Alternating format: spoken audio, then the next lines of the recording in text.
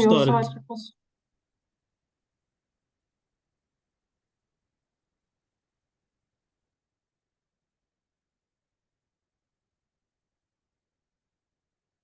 Good evening, ladies and gentlemen. Just going to give a minute for people who are still joining.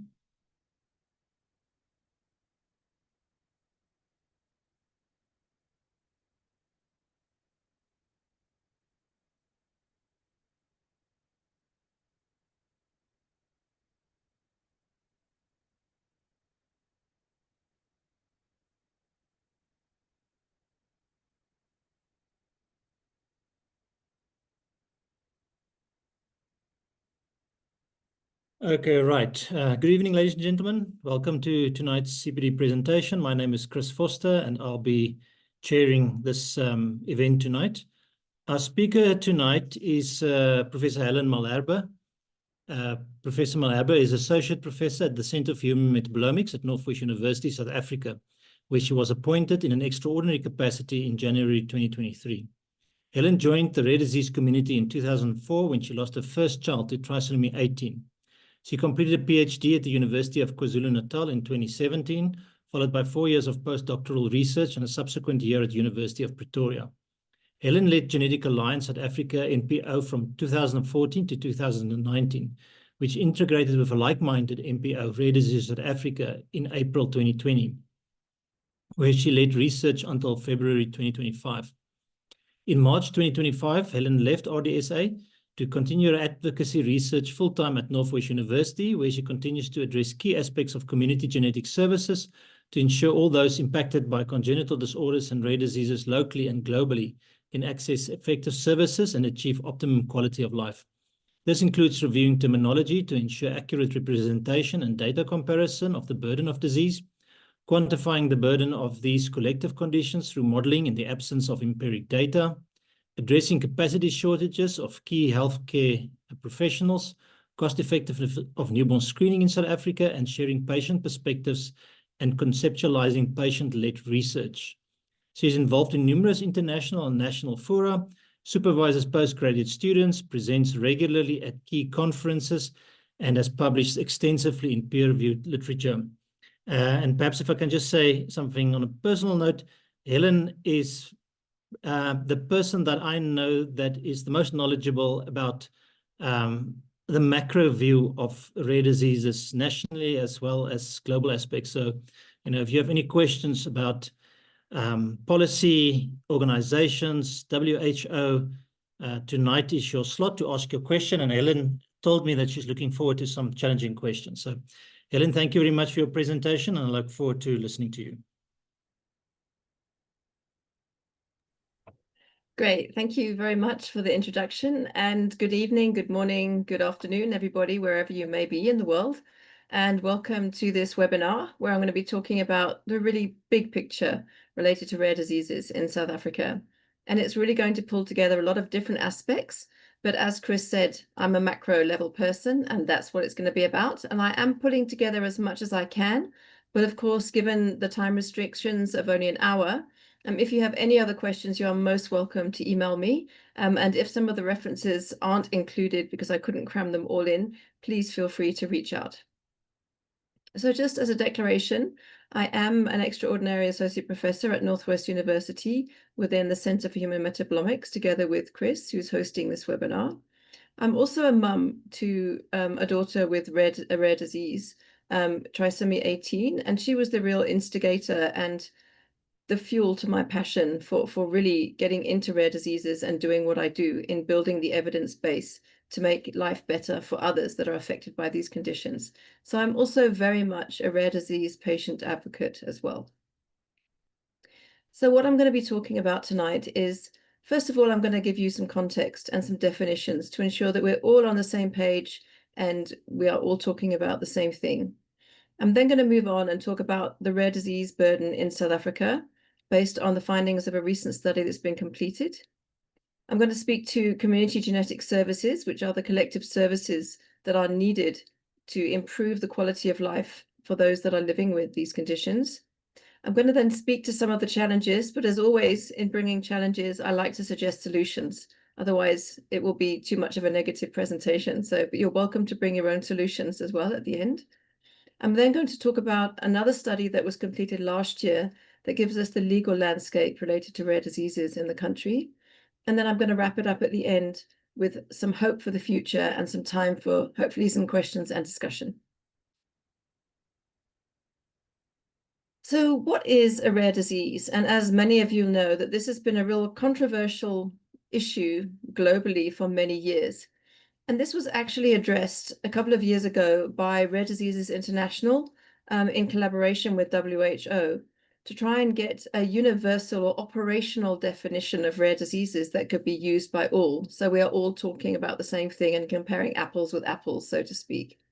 So this was really made up of a panel of global experts, and I was privileged to be a part of that panel, where we had a series of expert meetings and actually came up with a very robust, following a very rigorous process of what is considered an operational definition of rare diseases. And you can find more detail of this both on the Rare Diseases International website, and it was also published in a peer-reviewed journal last year.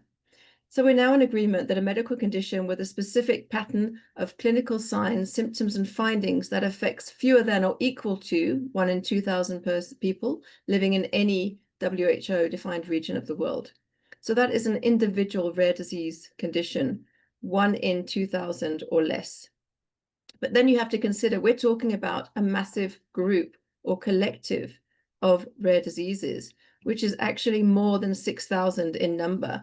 So this is a huge number of different or heterogeneous conditions that are very different in nature, natural history, prognosis, and so on, as well as in their prevalence rates themselves within that 1 in 2,000.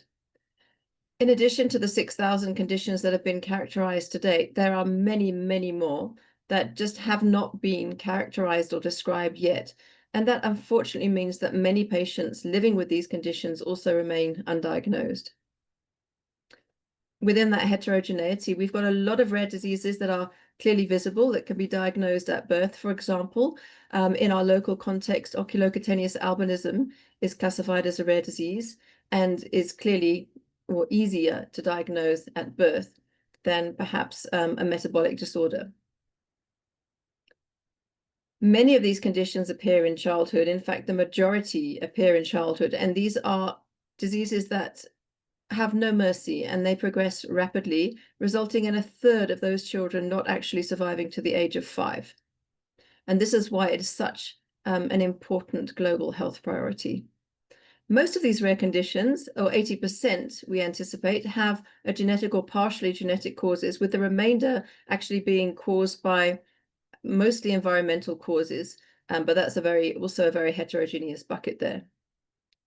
So while rare diseases might be individually rare, they are collectively common, and they actually contribute to a significant burden of disease. But there's a silver lining here in that 70% of birth defects, and by default, most, because they're congenital rare diseases, are birth defects, can be prevented, effectively cured through treatment or surgical options, and disability can be mitigated. So even if a child born with a rare disease has that disease for life, their quality of life can be significantly improved through forms of treatment. And in many situations, it can also be life-saving. And the collective services that we have to actually prevent, detect, and care for those with rare diseases and birth defects to optimize their quality of life and their health outcomes is known as community genetic services. And I'm going to speak to that a little bit later. So because there's all these terms flying around the world, congenital anomalies, congenital malformations, birth defects, rare diseases, single gene disorders, it is very confusing. And while, yes, we can all decide we're going to use this term, it has implications. The term we use can be inclusive or exclusive. Because at the end of the day, if a government is using a specific term and they're only counting what is included in that term, they may well be excluding or marginalizing a proportion of patients that just didn't fall within that definition. So that's why it's important that we understand what we're talking about.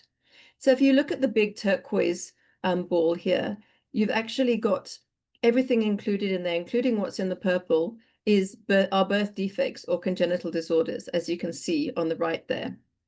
And they have different etiologies or causes that range from those environmental or teratogenic causes that we spoke about earlier, functional single gene or monogenic disorders, genetic risk, rare diseases and birth defects.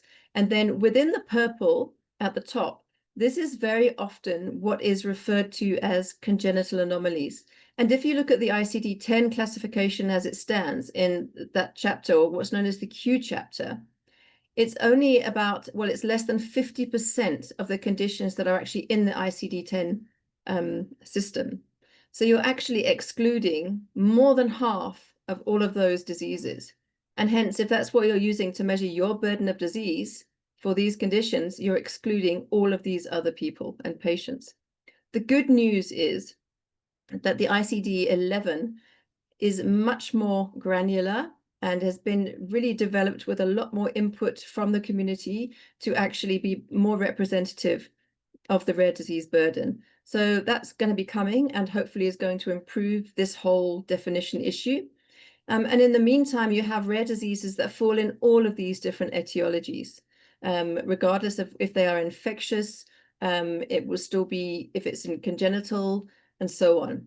So, but the one thing, if you need to have a rule to live your life by, congenital disorders is synonymous with birth defects, but it is not synonymous with congenital anomalies. Congenital anomalies are only a small subgroup, and that is crucial as we go forward, especially for those working in burden of disease and so on.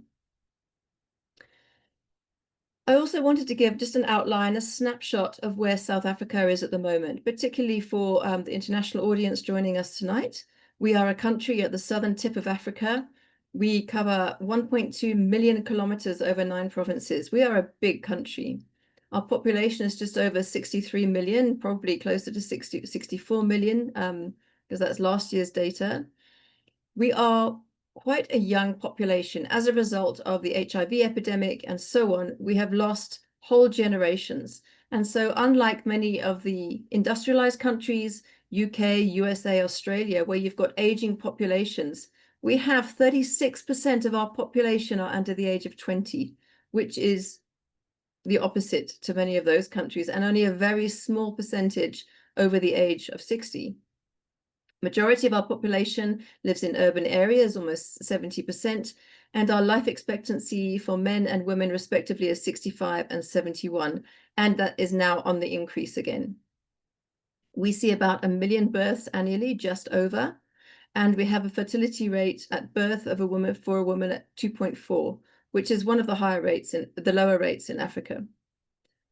We also see a very large number of adolescent births. Obviously, we have a very young population, but 14% of our births are under the age of 20. And for a number of years, at least 5 years, Statistics South Africa has been reporting on births to girls aged 10 to 14 years.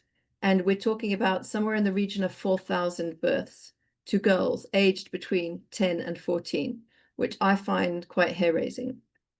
We also have a growing proportion of mothers who are older, of advanced maternal age or over the age of 35. That's at about 18%. And then our under 5 mortality, infant mortality, and neonatal mortality rates are 28, 21, and 12 per 1,000 live births, respectively.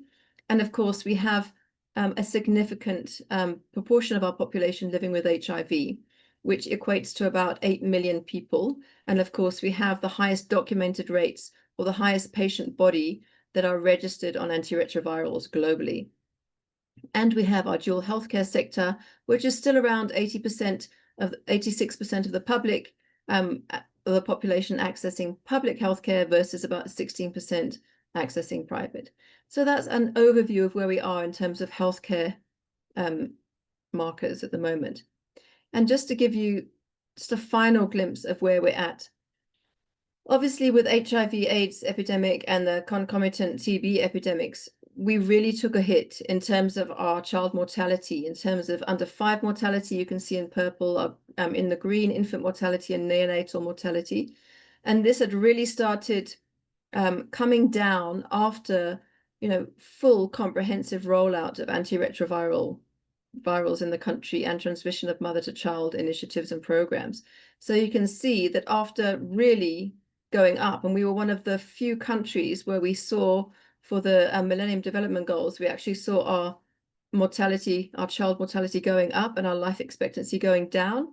We are now in recovery. We're back in positive epidemiological transition. But then you can see something happened in 2011, and where that big red arrow is, things really started to stagnate. And we're still doing the same things for HIV. We're still doing all the other health interventions that we've been doing, but we cannot significantly reduce our child mortality further.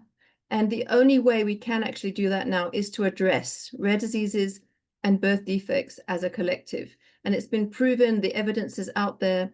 That's the only way that we can do it. So I want to present to you now this body of evidence in terms of where we are in South Africa as a real instigator for us to take it over to the next level to start addressing that. So I'm now going to speak to the rare disease burden in South Africa, and anecdotally, and these numbers have been flying around in the literature for a number of years, and they were based on an EU publication in 2000, where it stated that an estimated 6 to 8% of a population is impacted by rare diseases. So if you take the average of 7% in South Africa, based on our population, that equates to a range somewhere around 4 million or 4.2 million people in South Africa living with rare diseases. That is significant. And obviously, we still have a lot of competing health priorities. So despite it being a significant burden of disease, we're trying to get it addressed. We're trying to get it prioritized. But it's very challenging in our context, where not only are we facing a rising proportion of non-communicable diseases, including many rare diseases and birth defects, we still have the ongoing persistent burden of infectious diseases. And unlike the countries like the UK, the US, and Australia and others that really sorted out their communicable diseases in the late 60s and have really had that growing burden of chronic and non-communicable diseases, we are having to tackle both of them at once, which puts us in an even more resource-constrained environment. And underneath all of this, what evidence do we have? Well, we actually have very little evidence. Bearing in mind, we are an evidence-based healthcare system, very much based on the UK system, the National Health Service, where we need evidence to inform our decision-making and our resource allocation. So if you don't have evidence about a problem, then there will not be resources allocated. Currently, as it stands, there is no comprehensive surveillance of any form of rare diseases undertaken by the government. And there are a very small list of obvious common birth defects that are reported by the National Department of Health. The only report that's been issued on this was in 2016. And compared to estimates, we could see that even on these obvious conditions, we're talking about things like cleft lip and palate, clubfoot, albinism, once again, Down syndrome, and so on, we were underreporting by over 90% of those. Doesn't mean the data's not out there. It means it's not making its way into the surveillance system. But without that surveillance system, we cannot quantify the scale of the burden. It remains invisible. And you have to be counted to count. But unfortunately, you can only be counted once you are diagnosed. So diagnosis must come first. But as a result of these challenges, many patients remain undiagnosed or live with multiple misdiagnoses. But as a result, they don't have access to the care and services that they need to have an optimum quality of life, and in many cases, life-saving care. So many die early and what are preventable deaths and live lifelong unmitigated disability. So the important message to this slide is that without the evidence on the scale of the problem, there is no problem, and that's how it functions. So we have been working I've been working for a number of years now to present that evidence as a brick by brick. So tonight I've brought as many of these bricks together as I can so that you can see the body of evidence that we have. So a recent study, it's just been wrapped up and it's about to be submitted to journal for publication. The report so far is available online and the link is in the reference list. But we had a meeting, the Rare Disease Access Initiative in South Africa, which is a collaboration of rare disease stakeholders that are really wanting to make a difference in South Africa. We had a meeting with the National Department of Health in March last year, and we received a request from Leslie Bamford, Dr. Leslie Bamford, who runs the Directorate for Child Health and is also the interim for maternal and women's health. She said this 4.2 million estimate is just overwhelming. I mean, it cannot mean that 4.2 million South Africans all need the same care, that they all need high-cost drugs, which are often associated with rare diseases. We need to have more information. Can we break down that burden of rare diseases in South Africa? So we took the challenge, and with the kind support by IPASA, the Innovative Pharmaceutical Association South Africa, this study was actually undertaken the second half of last year and early this year. The aims of this study were to provide a high-level evidence-based estimate of the prevalence of rare diseases in the country, and then to break it down by identifying and quantifying subgroups of that burden that need specialized care. We're talking about what is the burden of that disease that are children? How many are living with certain types of disability? What real percentage require high-cost drugs? So we wanted to be this as practical as of course, as possible to serve as a guide for policy and resource planning. But we also realized that it couldn't solve every problem. It's a starting point, and it's that first breakdown in getting more granular quantification of this burden of disease. So how did we do it? Well, we did an initial desktop review, and we identified the Orphanet International Rare Disease Database. Many of you will know Orphanet well. There's an online database where you can look up a disease name, and it will give you some information about that rare disease. What is the prevalence? What are the treatments? What are the synonyms? And some other information. What Orphanet is basically a global database of all the rare diseases that we have information on so far. And they are compiling or undertaking an ongoing systematic review, just adding to that body of knowledge that we have about each rare disease. So in some cases, for the more well-characterized rare diseases, there'll be a lot of information. And for others, it may just be one family in the entire world that is being reported there. It is manually curated, and it's a huge job. But what's exciting is, in addition to their online available database, they also release a data set every 6 months or twice a year. And they have expanded that from one epidemiological data set to a number of other data sets. So they're providing even more detail. So we actually downloaded 4 of those last year and combined it with previous methodology that had been published on how they had actually taken this on at a global level. So what we decided to do, we're going to apply the same methodology, but to the South African population with publicly or online population data that's provided by Statistics South Africa. So this is how we had to think about, we had to apply the same inclusion and exclusion criteria that they had applied in their previous work. Now, the previous work done by Orphanet was done by epidemiologists, and they don't have a long-term contract. So every time they do a new project, it's a different epidemiologist. So this has now been done a couple of times, and the methodology has been tweaked as they've gone along because it has been done by different experts. But they were very happy to collaborate with us, and we have worked with them on validating all of the numbers that have been generated from this study. So within Orphanet, all the diseases fall into one of 3 categories: groups of disorders, or subtypes. As per their methodology, we only included disorders to ensure that it was a unique entity and that it wasn't going to be duplicated elsewhere. We then, in terms of the medical domain, they had actually 28 medical domains. And just like they had done previously, we excluded rare cancers, rare poisons, and also rare infections. So that brought us down to 25 medical domains. And remember, you can carve a piece of meat in many different ways. And so the medical domains within Orphanet are how they carve up and how they put them into the different medical domains. And then moving on to epidemiological indicators, we were only interested in the point prevalence for the rare diseases that included information on point prevalence or the number of cases and families. And we excluded annual incidence, birth prevalence, and lifetime prevalence. And then there were 4 types of data within that would actually, we could only include those prevalence rates that fell into the less than 1 in 2,000. So of course, by default, we excluded greater than 1 in 1,000 and 6 to 9 in 10,000. And then because so many of the data for lots of the diseases, there are multiple prevalence rates from different regions. So we had an order of preference, and we assigned only one prevalence value for each rare disease that we included.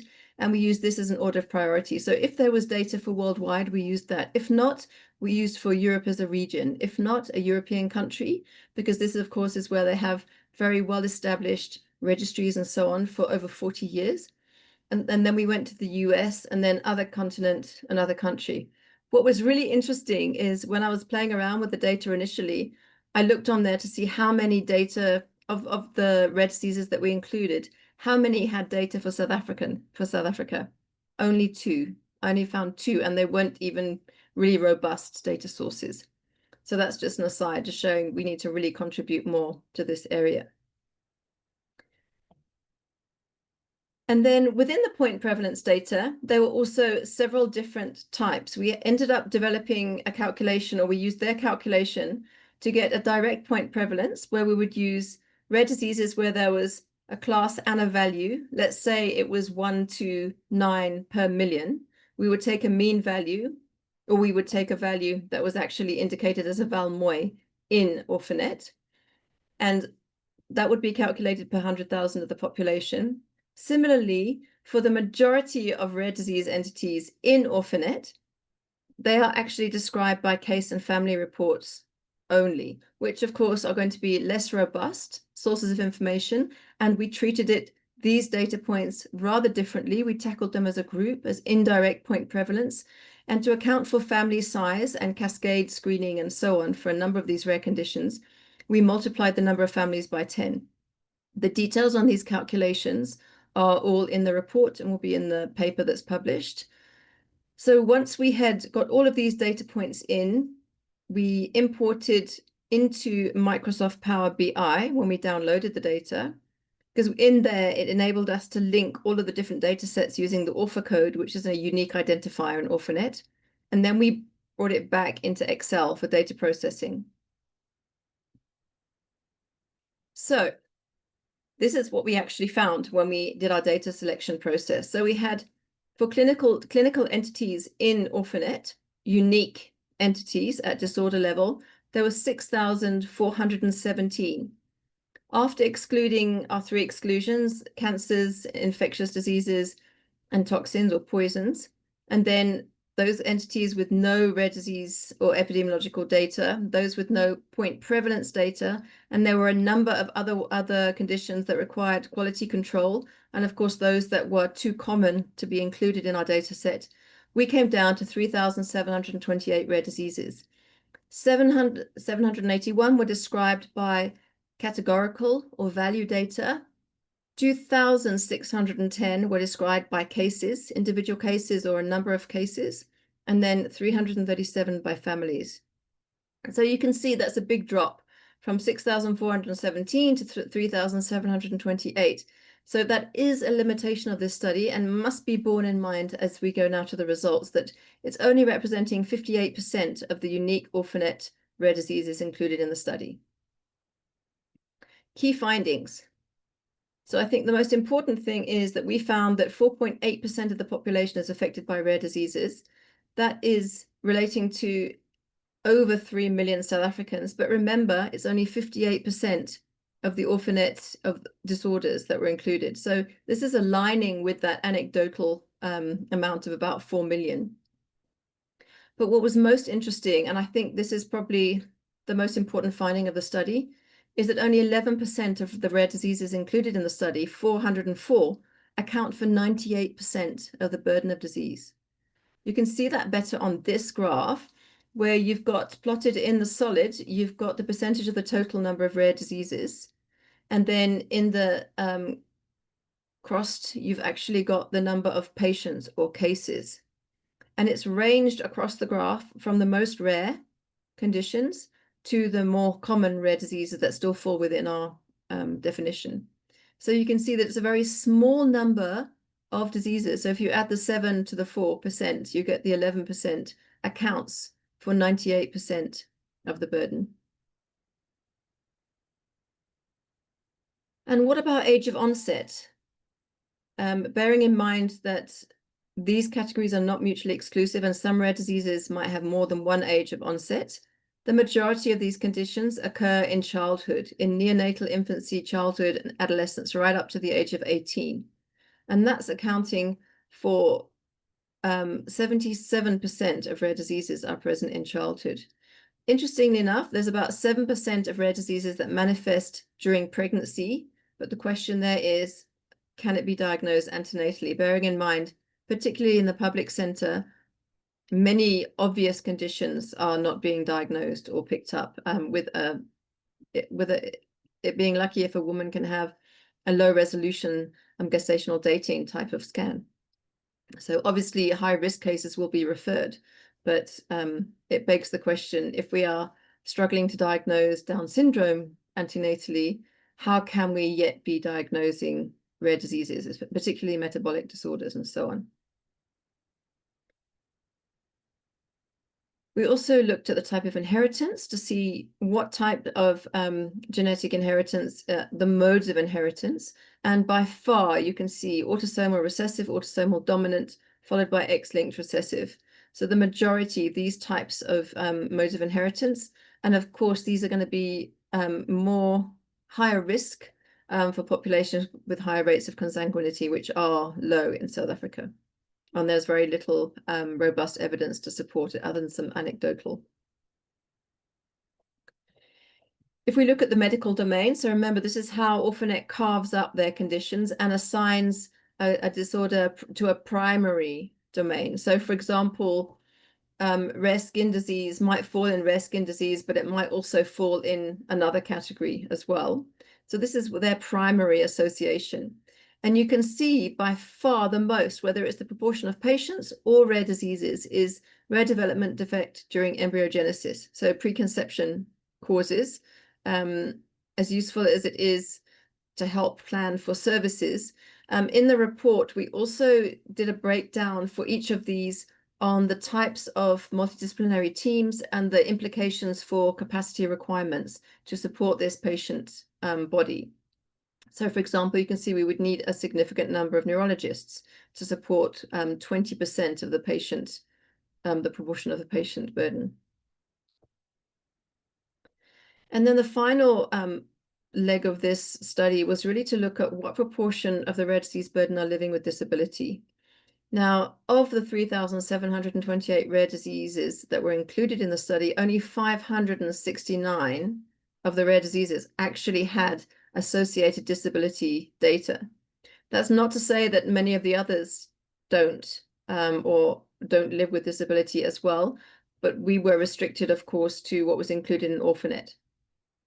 But what we did find is that of those 569 rare diseases included, 90% of those patients, 1.3 million, are living with some form of activity limitation or participation restriction, which is a significant burden of disease and a significant contribution to disability in the country.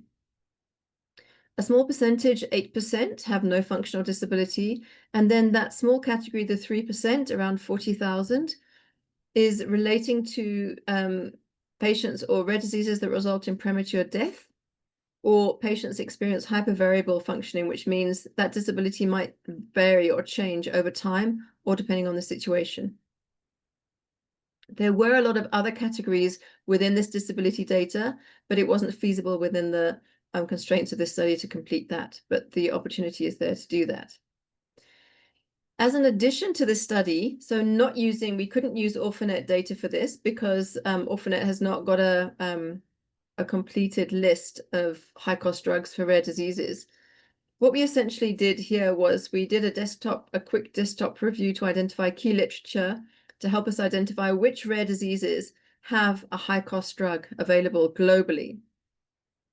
So that was our starting point. And for the rare diseases that were included in the study, remember, it's not going to include everything, 60 actually had documented high-cost drug that's approved by a global regulatory body, whether it's FDA or Europe or somewhere. This equates to an estimated burden of patients in South Africa that have these 60 rare diseases of 151,034. So if you compare that to that total burden that we had identified as just over 3 million, that only equates to 5% of rare disease patients in the country. Of those 60 rare diseases, 21 of them, which is 35% of those rare diseases, have at least one drug approved in South Africa. And several of those aren't approved. They are just available via Section 21 access, specifically for those patients, based on motivation from the clinician. So that equates to 57,000 rare disease patients with potential access if there's at least one drug. And you're assuming that all these patients are diagnosed and optimal care scenario.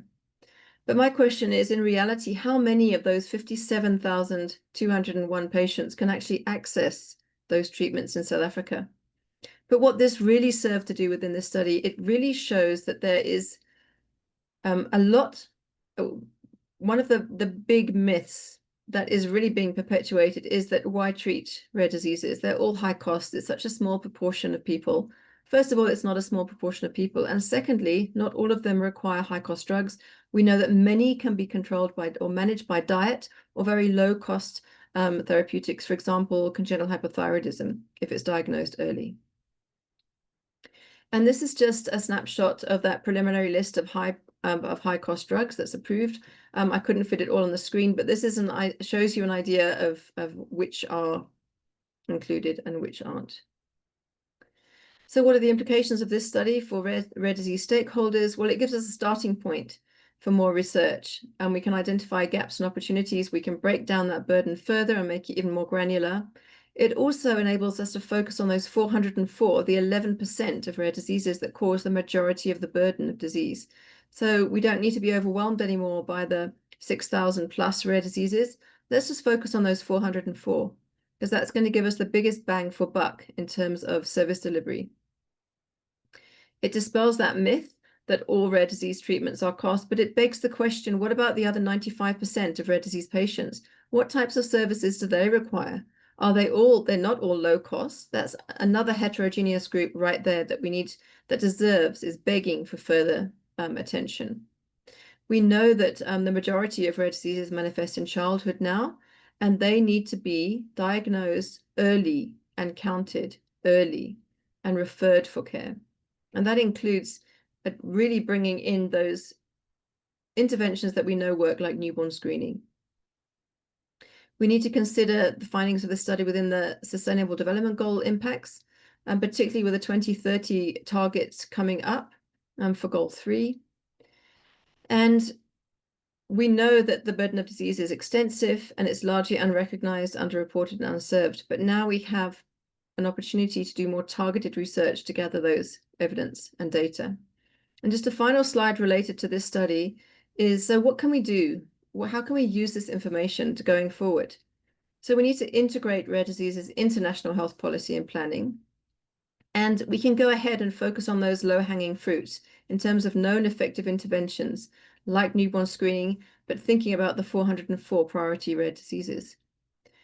Capacity training priorities for rare diseases. We need those multidisciplinary teams, we need genetic counselors, and so on.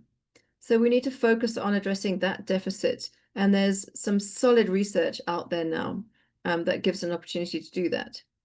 We can invest in local research and surveillance, focus on the 404 diseases that account for 98% of the burden, but we've got to start quantifying the cost and the societal cost, not just the provider cost for rare diseases. And we've got to do that for the 95% that don't require high cost drugs. And we have to prioritize equitable access to essential rare disease treatments. And that is where that rare disease high cost drugs list come in. And I'm hoping, or we're hoping, that this the list that we've generated will be a starting point that can be expanded and maintained so that we can still keep an ongoing eye on what is the burden of disease in South Africa that requires high cost drugs. Speaking just quickly to community genetic services, those collective services to actually care for those that are at risk or impacted by rare diseases. It was a term that was coined way back in 1992, and it really speaks to 70% of these conditions can be prevented, cured, and mitigated through optimal services. And I think for me, if you look at the last line at the bottom, community genetic services really need to be the best possible patient care in the prevailing circumstances and prevention by appropriate interventions. And so that those living with rare diseases, birth defects, can live and reproduce as normally and responsibly as possible. Characteristics: early intervention is essential. Integration: we don't need vertical programs that are swooping in and leaving again. We've got to build and integrate with what we have. They need to be included in accessible packages of care at primary, secondary, and tertiary. And it's very well known in the literature that community genetic services, they get the attention of governments and become important when the infant mortality reaches between 40 and 50 per 1,000 live births. South Africa is way past that. We are now in the mid to low 20s in terms of infant mortality rate, and we are already behind. So we've really got to take this as a push to start addressing this as a priority in the country. And just an example here of the types of different primary, secondary, and tertiary services related to community genetic services. And we have a handbook now. We have a clinical guideline in South Africa, recently updated from the 2001. It was redone in 2021.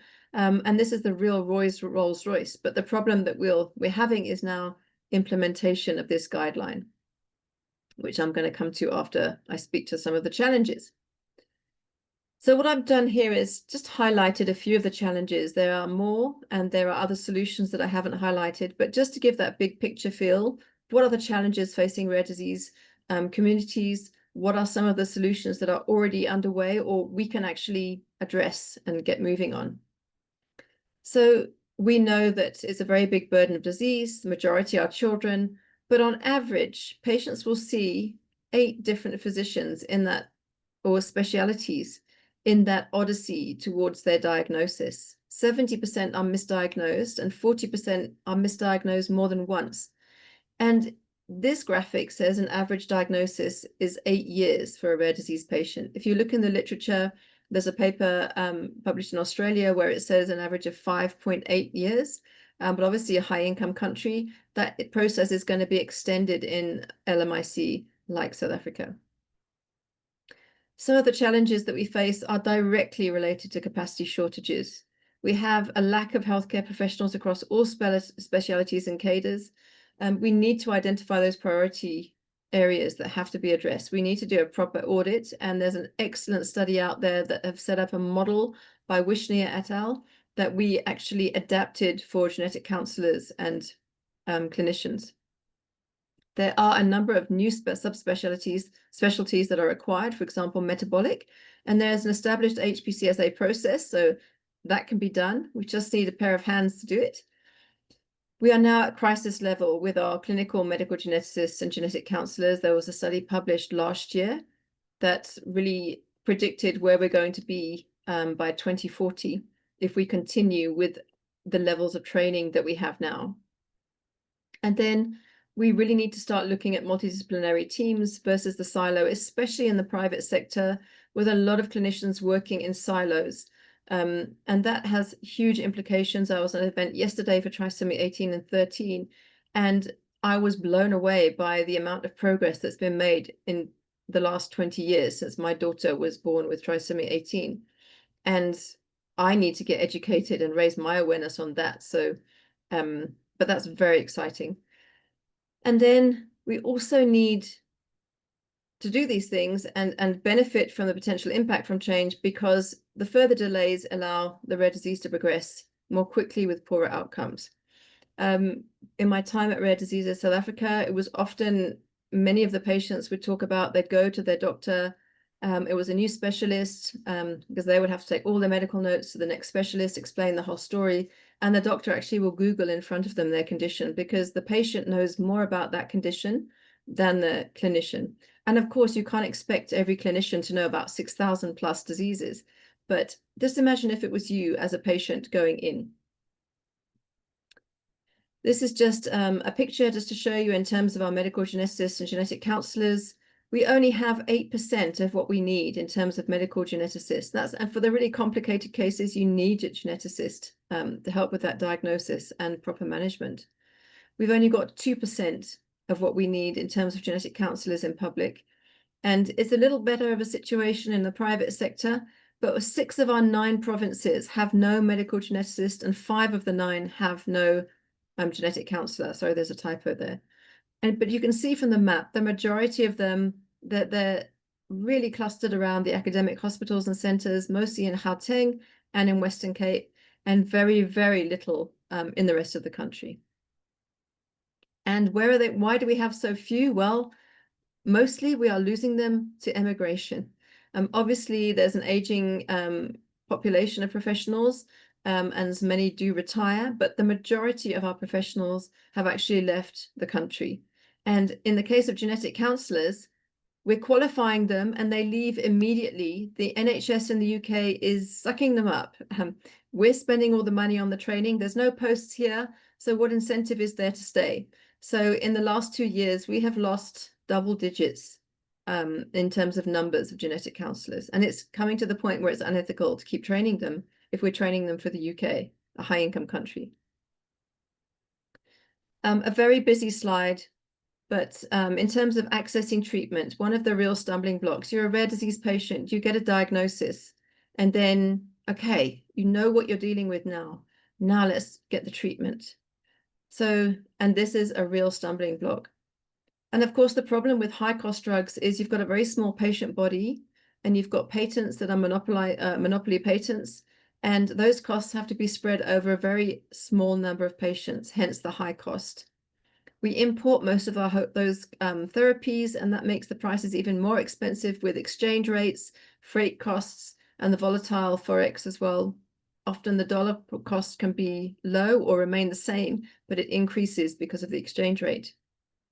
Very limited competition and slow registration of drug products in the country. Many are unregistered. A lot of the access relies on that Section 21 pathway where the healthcare professional has to apply to SUPRA. Even if that is approved, it doesn't guarantee the funding for that drug. And often the patients or the medical schemes will face the full cost of those drugs. We have no dedicated orphan drug policy, which is really an incentive in many other countries. And we really lack comprehensive policy and pricing policy, which further complicates reimbursement and price negotiation. In the private sector, we have single exit pricing, which is really enforcing uniformity and not affordability. And it's known, and there are groups and stakeholders that are addressing this and trying to find new ways and means for innovative pricing for rare diseases. We have the PMBs, the prescribed minimum benefits in the country, which is that minimum basket of care that needs to be provided. But many rare diseases aren't PMBs. The coverage is often differs between schemes and is plan specific, and lots of other that are unique to that specific scheme. And just because a drug or a treatment is a PMB, there's no guarantee that it will actually be funded, as we can see by a number of cases that are ongoing in South Africa for patients who, despite having a PMB, it's not being supported or covered by their scheme. And we've got the very well-known example of access to Trikafta for cystic fibrosis, where litigation has made it more accessible in the country. Still expensive and still not accessible to all. And of course, it is linked to certain genotypes of CF. In the public sector, there's no single exit pricing. It's procured via competitive tenders at national negotiated prices. So you will find that many of these rare disease drugs are cheaper in the public sector. But if they are available in the public sector, and there's going to be variation between the facilities. Challenges in research, the age-old issue, we have got over 6,000 rare diseases, and there's so many other competing health priorities. At least we can now focus on 404 conditions in South Africa. Randomized controlled trials are often not an option for many rare diseases. It's very low patient numbers. It's children that we're talking about. So what is starting to happen is the shift is starting to go onto real world evidence and other established sources of evidence.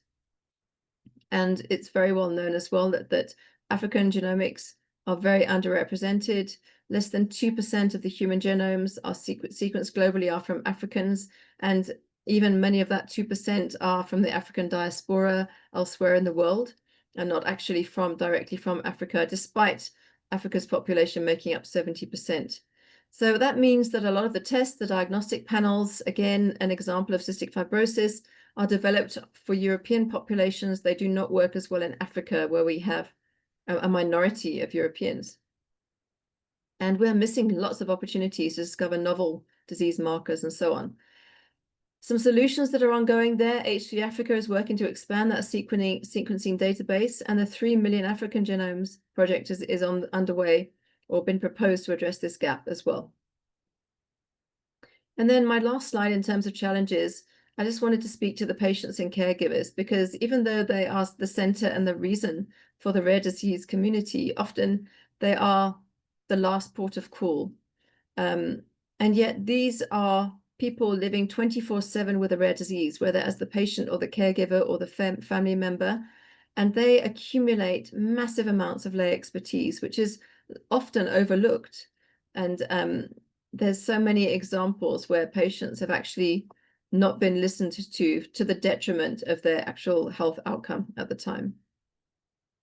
Referral systems are not patient-centered or friendly, and the financial burden that's carried by family members and is huge. The out-of-pocket expenses from the meds, but also travel costs, unpaid leave from work to go to all of those medical visits, childcare for your other children, the loss of income. What usually happens if there is a child that requires 24/7 care, one of the parents will leave their job and it will be looking after that child 24/7, but that has massive implications for their income. There's a lack of respite care and social support systems for rare disease patients and families, and this puts a huge personal burden on the families with caregiver burnout and mental health challenges. There's very little awareness and education related to rare diseases, and those myths are continuing to be perpetuated. And of course, stigma and marginalization of patients and families. We have examples across Africa for those living with albinism that are often targeted and maimed or even killed due to myths that are perpetuated. And then we have patients that live in communities where the community don't know they exist. Their parents bring them out in the middle of the night because they know if the community knows, they would be completely outlawed and marginalized from that community. But then we have so many patients that are, despite these circumstances, they are surviving, not just surviving, they are thriving. So what about more support in schools and tertiary education, making it more accessible, transitioning to adult healthcare, where they've been very nurtured in pediatrics, when they transition to adult healthcare, it very often falls apart. Employment, relationships, and so on. And this is really where patient supports and advocacy groups have a niche, and they really supplement and play a vital role in supporting patients and their families. Okay, I realize I'm talking too much and we don't have much time left. So I'm going to wing through this. There was a study done on the legal status in South Africa related to rare diseases. Basically, it came down to, do we need to develop a rare disease policy for South Africa? There is a document out there that is a call for a national rare disease framework. It's available on the Rare Disease Access Initiative website. We have met with National Department of Health, and they have literally said the essential medicines list is the way to go. Rather than developing your own policy, look at the other legal legislation out there and identify touch points and fit in with those. And so that was really the context for this study. The study was undertaken in 2023, and it identified touch points for rare diseases in other laws, guidelines, and strategies that are out there. So we could prioritize low-hanging fruits, identify gaps, and really engage further with policymakers. Essentially, this is a summary of the list of legislation. You can see there's a number, you'll know the Constitution, National Health Act, and so on. but there are a number of policies, and there is a touch point in each of these for rare diseases. But the problem is, and the one thing you can take from this slide is the majority of them are not implemented. Very, very little is implemented. So we have the guides, we have everything there, it's just not being done. But what I want to end off with is say that there really is hope for the future, because that's the national context. But internationally, much has been happening, and I would say, particularly in the last couple of years. The World Health Assembly resolutions, the last one being ratified, including by South Africa, of course, in May in Geneva, relating to rare diseases specifically. But a lot of these other ones really speak to different aspects of community genetic services. And what this means now is that as a WHO member state, South Africa is required to report progress on these to the WHO. So it gives us a lot of more leverage, and just enables us to actually use this to actually give a louder voice for improved services. There's also been a number of other global initiatives, and one of them, which I think is probably the most interesting out of this list, is the Global Network for Rare Diseases, which has been ongoing for a few years. And I think that's going to connect all of the dots, all the rare disease dots, in terms of what we have in the country and the region, and just making the most of those. So thank you very much. I've run out of voice, but if you have more questions, I'd be most happy to answer them. Thank you. Thank you very much, Helen. There's already some questions. So anonymous attendee is asking, hi Prof, great presentation. I just wanted to know if you've also looked at the rate of medical scientists that has left the country. I understand that we need to increase the number of posts for genetic counselors and medical geneticists, but I don't think that does any good without increasing the number of medical scientists that can handle that much more work that's coming in, especially in places like the NHLS. I alone processed 3,000 and deployed these samples in the last 10 months. And the only medical scientists that I can do this work would be those registered for human genetics and molecular biology. Yeah, 100% agree with you. It wasn't included in our study. We had to make the study feasible in the time available, but there's a model out there that can be applied to any cadre. So that work can be done. And we actually put it in our report as a recommendation that, because of exactly what you've said, it needs to be done because that is needed.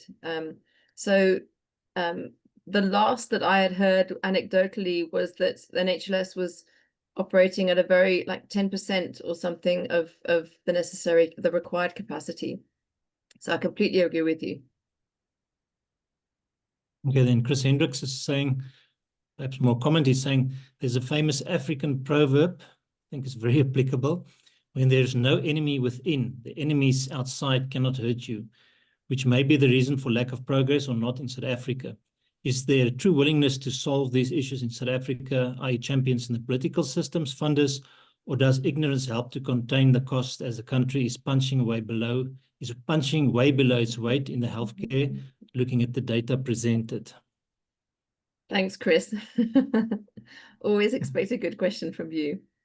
So I think, advocacy is always 2 steps forward, 1 step back, but slowly, by advocacy at all different levels. That means speaking to your GP the next time you go, speaking to your friend over coffee, raising awareness at different levels, as well as the high-level meetings with National Department of Health.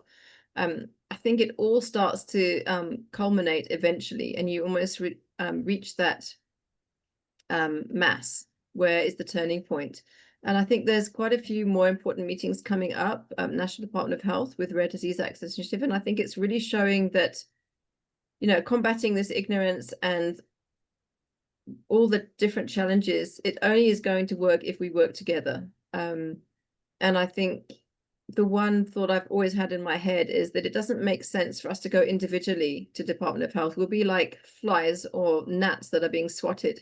But if we go together, we have a louder voice and we have more impact. So that would be my answer to that. We just have to keep trying, keep doing, and I have come to the opinion that my career will be over before massive changes are seen, but what I can do is I can leave stepping stones for those that come after me to carry on with that work. And I think I know that a lot of people are doing a lot of a similar kind of work out there, so that we will get there eventually, but it will take longer than we think. You've kind of answered my question as well. Over the years, I've done a lot of advocacy for rare diseases on various forums and platforms. And going forward, to use your words, what should we be doing? What's going to have the biggest bang for buck? Should we lobby government? Should we increase patient advocacy? Should we train clinicians? What is because I've come to believe that I'm not going to see massive changes in my career as well. So given what's left, I want to know, what should I be doing that's going to have the biggest bang for buck? So all of the above, keep doing all of it. But I think the key here is we need to come with the evidence, but we need to come with how many, and how to do it, but we need to come with the how much. And if we can come with the how much and the cost of specific things, that will turn the tide, because we need to show that these things are more cost effectiveness to do these interventions, for example, newborn screening, than not doing it. There is a cost to no care. There is a cost to no diagnosis. So we actually need to start building the evidence base for cost. For example, the cost of congenital hypothyroidism newborn screening. We are doing newborn screening for less than 0.5% of our million births a year. Whereas it's been proven, even in other low middle income countries, it's a no-brainer. It's a win-win in terms of cost and in health outcomes. So we've got to present that evidence to our government. And I think that's where we need to show them that it's a win in terms of cost, because money makes the world go round. Okay, some more questions that came in. I think we still have a little bit of time. So Alhaji, I hope I pronounced that correctly, asks, what collaboration do you have with other African countries and regions, with particular interest for West Africa? So a lot of things going on within that global network for rare diseases. So that's being really led by Rare Disease International. And so we're obviously working with them and through that consultative process. And I know that there was within Africa, within sub-Saharan Africa, they had divided it into West, Central, East, and Southern. And so they are really wanting to involve all of the different countries in terms of the different regions. You've got other global bodies in addition to Rare Disease International. You've got the International Rare Disease Research Consortium, which we're working with as well. And that's focused, they've got a number of different scientific committees and constituent bodies as well that are addressing priorities. So it's almost a bottom-up, top-down approach where you need to work from the top down, but also have sideways, one-on-one interventions and collaborations with other countries as well. So, and Chris, you can probably speak to it better than I can in terms of, for example, the testing that's done at CHM with surrounding countries. Yeah, I mean, I can perhaps just say, if you're an African country and you'd like to collaborate, then just get in contact with us at the CHM. We have a small African network of clinicians and scientists, and we'd be happy to, we welcome new collaborators. So just get in contact with us and we can slot you right in. I'm going to ask one more question, Helen. Hi, Prof, you mentioned altering the levels of training needed to become a qualified medical geneticist. Would you agree that perhaps decreasing the years of study or even reducing the credentials required to enter the field and start working with patients and studies would perhaps increase the number of people who get involved with this area and therefore balance out the issue of immigration? So I actually think, and it comes back to a discussion we had a few weeks ago, Chris and I, talking about the role is changing of clinical medical geneticists. And I think it speaks to having to expand the knowledge and expertise of all healthcare professionals. There needs to be better genetics knowledge at every level, so that it's not all centered solely on a clinical geneticist. So while they still play an important role, I think with the incorporation of genetics into other specialties, and increasing the role of the genetic nurse and just normal regular nurses, so to speak, we need to expand the genetics content that is included at nursing college, but also at medical school for all clinicians, and then all of the allied healthcare professions as well. So we've got to geneticize, we've got to evangelize genetics. So I'm calling that geneticize the professions. So I think that is going to have the biggest impact. Helen, and then just a remark from Bertram is saying, thanks, Helen and Chris, for continuing to be advocates for rare disease without showing signs of burnout. I just hide it very well, Bertram. But thank you. Okay, with that, colleagues, I'd like to close this CPD event. Before you go, I just want to thank Sanofi for sponsoring this CPD series. And again, I want to ensure you that Sanofi has no say in the selection of speakers and the content of the program. I hope you enjoyed the session as much as I did tonight. I wish you well, good night, and we hope to see you again next week. Goodbye. Thanks, everyone.